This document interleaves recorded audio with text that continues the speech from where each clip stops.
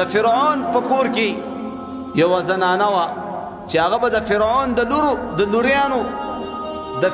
د لوریانو به ویښته ګومنځول، خادمه وه، ویښته به ګومنځول.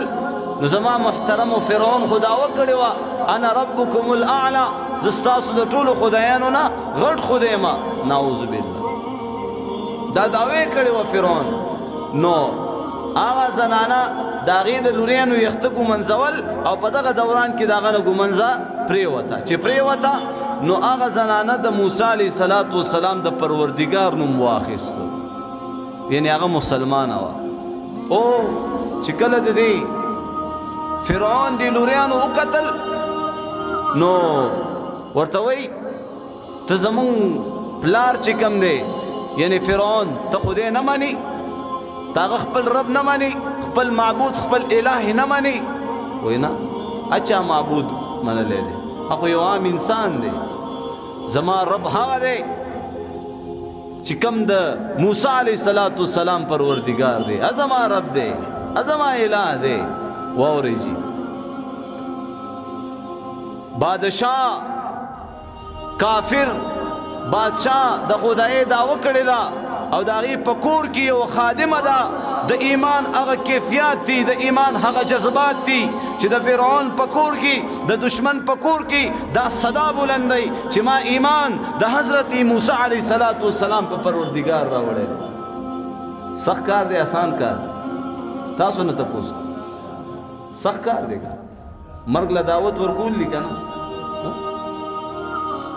نو زما محترمو چې دا خبرې هغه لوریانو ته وله وکړله، هغه لوریانې ډېرې جذبه کې غوسه کې پاڅېدلې، پلار له لاړې فرعون هغې ته حاضرې شولې چې فرعون دې خپلې لوریانو ته وکتل، بیا د هغې خبرو ته وکتل او دا یې ورته وویلې چې ستا په دربار کې داسې یوه جنۍ ده، داسې یوه زنانه ده، هغه په تا باندې ایمان نه لري، اتا خدای نه مني.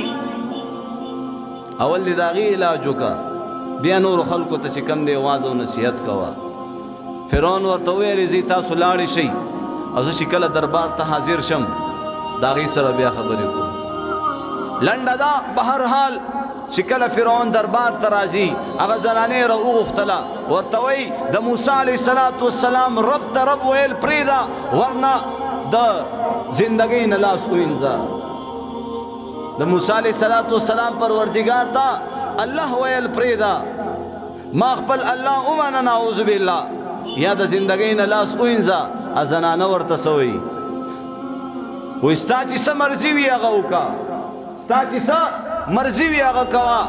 ما یو پیر ایمان راوړی دی، ما یو پیر د موسی علیه السلام په پروردګار باندې ایمان راوړی دی، زه یو قدم وروسته کېدو والا نه یم. الله اکبر، ته چې څه کولی شي وکړه. زما محترمو چې کله فرعون ته دا خبره وکړله، فرعون ډېرې دمکیانې ورکړلې چې دا د خپلې خبرې نه واوړي. نه جي نه، یو قدم وروسته کېدو والا نه یم، ته چې څه کولی شي وکړه. فرعون زما محترمو حکم کوي سیم لوئ او زما عزتمندو زنانې سملوله، په لاسونو په خپو باندې وله میخونه ټک وهل چې جرت او زما عزتمندو حرکت نشي کولی. هغه زنانې په ځمکه باندې سملولې ده، په لاسونو باندې په خپو باندې وله میخونه ټک وهل. د فرعون ته به میخونو والا ځکه ویلې چې هر مسلمان په هرې زنانه مسلمان ایمان والاو باندې دا زما عزتمندو ظلم او ستم به کول. هغه زنانه په لاسونو په خپو باندې میخونه ټک وهل، خپل ایمان ګوري، د زنانو ایمان ګوري.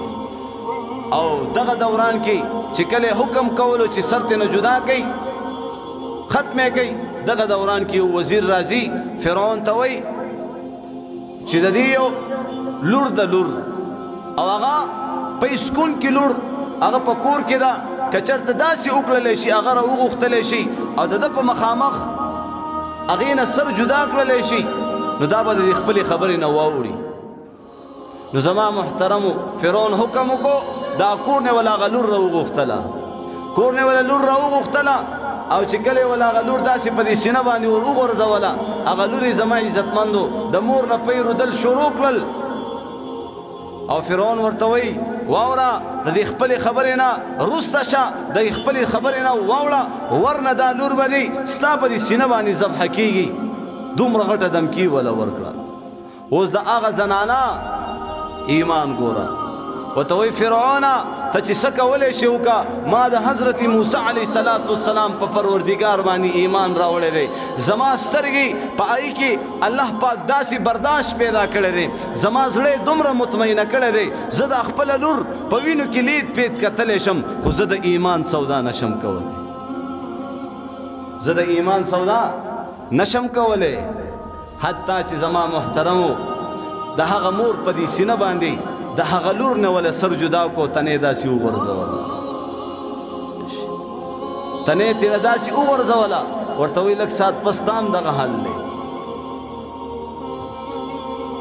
د هغه زنانه کیفیت څه او زما محترمو لږ ساعت پس هغه زنانې هم شهیده کړله انا لله و انا الیه راجعون په غوسه کې کور ته رالو په غوسه کې کور ته راځي